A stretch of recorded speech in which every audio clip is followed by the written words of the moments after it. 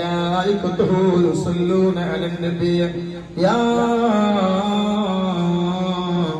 أيها الذين آمنوا صلوا عليه وسلموا تسليما اللهم صل على سيدنا محمد الفاتح لما أغلق والخاتم لما سبق ناصر الحق بالحق والهادي إلى صراطك المستقيم وعلى آله قدره مقداره العظيم. അല്ലാഹു എന്തൊക്കെ മാരകമായ രോഗങ്ങളുണ്ടെങ്കിൽ അല്ലാഹു ശിഫയാക്കി തരട്ടെ. ഒരാൾക്കും അല്ലാഹു നമ്മളെ ബാധിതയാക്കാതിരിക്കട്ടെ.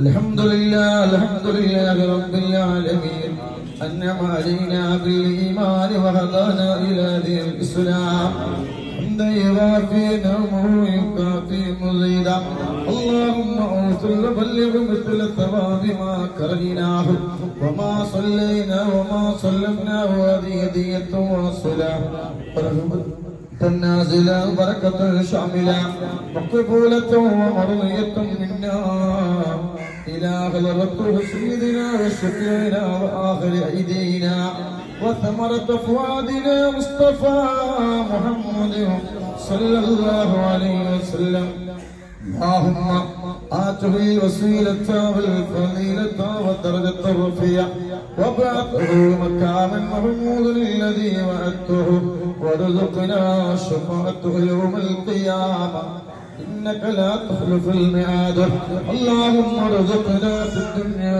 زيارته وفي الآخرة شفاعته وفي القلب محبته وفي المنام رؤيته ولا تحرمنا رؤيته وحوردنا رؤى المورود أرحم الراحمين يا رب. ഈ മജ്‌ലിസിൽ വെച്ച് ഞങ്ങൾ ചൊല്ലിയ സ്വലാത്തുൽ ഫാത്തിഹ സ്വീകരിക്കണം അല്ലാഹ്. ഈ മജ്‌ലിസിൽ വെച്ച് ഞങ്ങൾ ചൊല്ലിയ സ്വലാത്തുൽ ഫാത്തിഹ നീ സ്വീകരിക്കണേ അല്ലാഹ്. നൂറെ ഹബീബിന്റെ മുത്തുമണികൾ പാവങ്ങളാണ്, ഒരുപാട് വിഷമങ്ങളുള്ളവരാണ്. അതുകൊണ്ടാണ് സുബഹി നിസ്കാരം കഴിഞ്ഞവാട് വീടിന്റെ മുറ്റത്ത് വന്നിരിക്കുന്നത്. ഇവിടെ വന്നവർക്ക് ഖൈർ നൽകണം അല്ലാഹ്. ഇവിടെ വന്നവരെ സങ്കടങ്ങൾ മാറ്റിക്കൊടുക്കണം അല്ലാഹ്.